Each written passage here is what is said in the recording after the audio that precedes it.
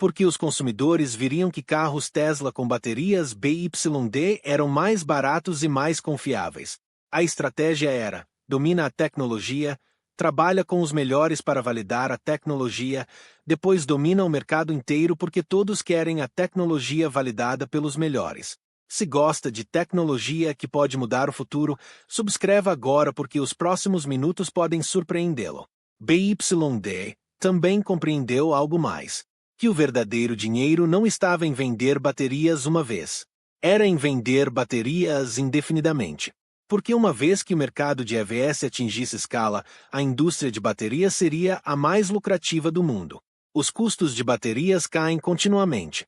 Hoje é $350 por quilowatt-hora. Em 5 anos, 200. Em 10 anos, 100.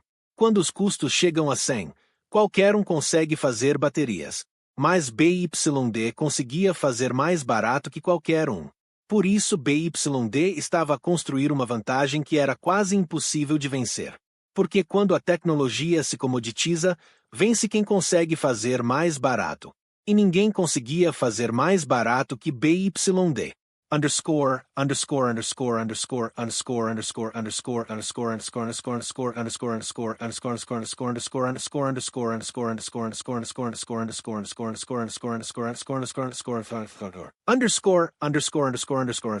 Mas por que é que isto marca o fim de uma era? Porque marca o fim da era de inovação ocidental dominando a indústria automóvel. Durante 100 anos, a indústria automóvel foi ocidental. Ford, Chrysler, General Motors, Daimler, Volkswagen, Fiat, todos ocidentais.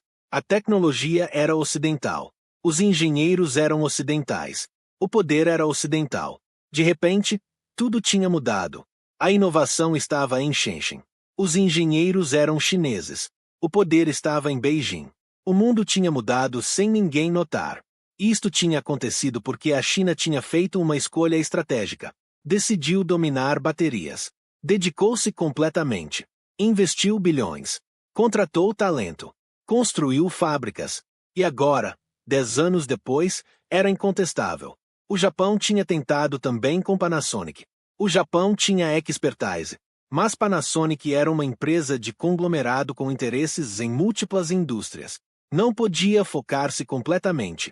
Enquanto isso, BYD focou-se completamente em baterias. Era uma empresa que existia para baterias. Nada mais. A Coreia do Sul tinha tentado com LG e Samsung. Mas também eram conglomerados. Tiveram que dividir recursos entre smartphones, TV, semicondutores. Enquanto isso, BYD era dedicado. Qual foi o carro que mais marcou a sua vida? Conte-nos a sua história nos comentários. Porque no fundo, isto é sobre poder industrial. Isto é sobre quem controla a tecnologia do futuro.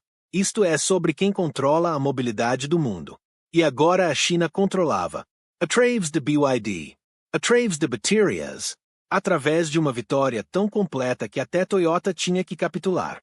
E isto levanta uma questão ainda maior sobre o futuro do poder industrial global. Se a China conseguiu dominar baterias, o que vem a seguir? Qual é a próxima indústria que a China vai dominar através de foco completo e investimento completo? A resposta é provavelmente semicondutores de silício para inteligência artificial. A China já estava a investir bilhões. Já estava a construir expertise. Em 10 anos, a China podia ser incontestável em inteligência artificial, chips também. E depois, painéis solares? A China já dominava. Air conditionado? A China já dominava. Robótica Industrial? A China estava dominando.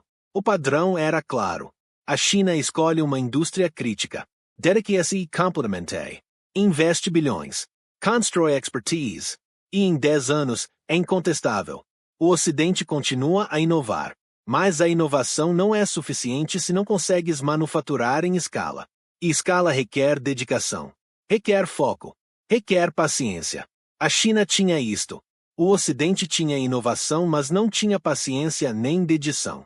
No próximo vídeo, vamos revelar por que o anúncio de BYD e Toyota é apenas o primeiro de muitos anúncios que mostram que o mundo está a mudar de formas que ninguém esperava.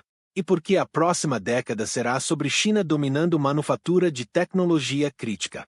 Subscreva agora para não perder.